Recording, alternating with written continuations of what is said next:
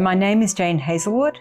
I've been in the orchestra for nearly 30 years. I started as a permanent member in the viola section in 1995. My father, who's a violinist, Donald Hazelwood, started playing with the orchestra in the early 1950s, and he rose to become concertmaster in 1966, and he was there as concertmaster then for 32 years until about 1997.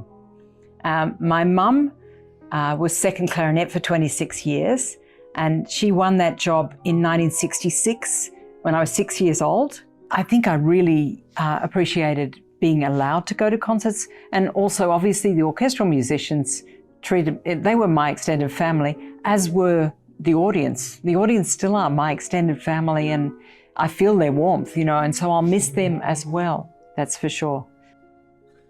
When I was about 20 or so, I was involved in the Young Performers competition, and I was lucky enough to play with the Sydney Symphony Orchestra in the Town Hall, the Viola concerto. And so my dad, he wouldn't normally do those dates, I think, but he led it and Mum played, and that was pretty incredible to get to play as a soloist with them in the orchestra. That was a very big night in my life. It was very exciting.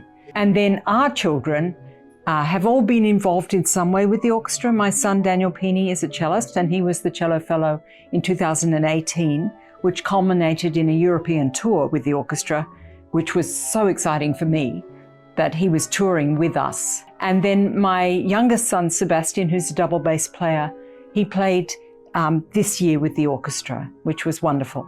I remember, I really loved the idea of becoming a musician because my parents looked so happy, and it was, a dream job.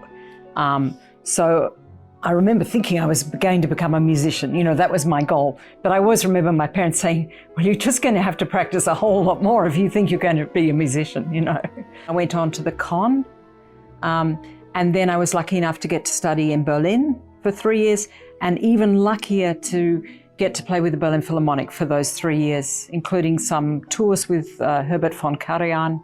It was surreal. And then it was time to finish studying and get a real job. There was a job going in 1995 with Sydney.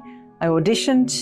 And of course, Edo de Waart, who was our chief conductor then, worked incredibly hard to attract some amazing Australians back from Europe and probably America to rejoin the orchestra or to join the orchestra. For instance, Diana Doherty and Matthew Wilkie.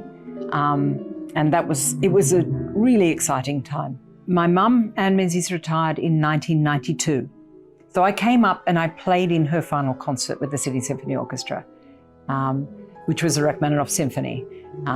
So that was important to be there for her final concert. My father, as many would remember, is a gentle soul, and I don't think I've ever heard him yelling. And it was so exciting to be part of the orchestra when he was leading. And I remember also his farewell concert. He played Dvorak Romance. It was so beautiful. So, I felt so proud to be associated with him. So, I first played as a casual with the orchestra when I was 18 years old. So that was 1978. So yes, a lot has changed in the orchestra for sure. To be part of the orchestra and to hear all these wonderful musicians playing their solos, also playing next to my colleagues who make such a beautiful sound and play so musically, I just find that keeps me going and energizes me for whatever's coming next. Some of the most exciting moments have been on international tours because, of course, it's just incredible, for instance, to play in the London Proms, which I did with my dad and mum and also with my son. So that was great. And also Lucerne Festival was a highlight. Just the whole vibe around the festival and to be there with the Sydney Symphony was great.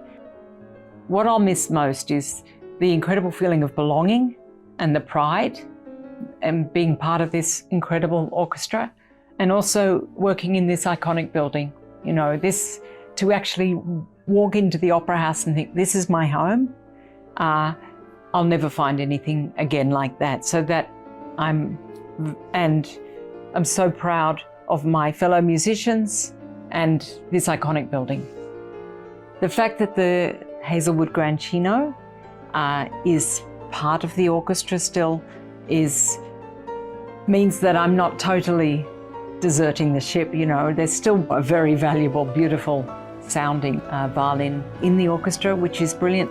If I think back over the 30 years, or in fact it's probably more like 40, 45 years that I've been involved with the orchestra, I feel such a wealth of music making, and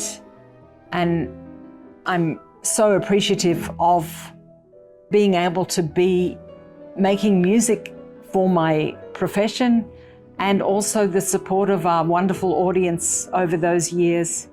And I will truly miss being part of everything that has given me.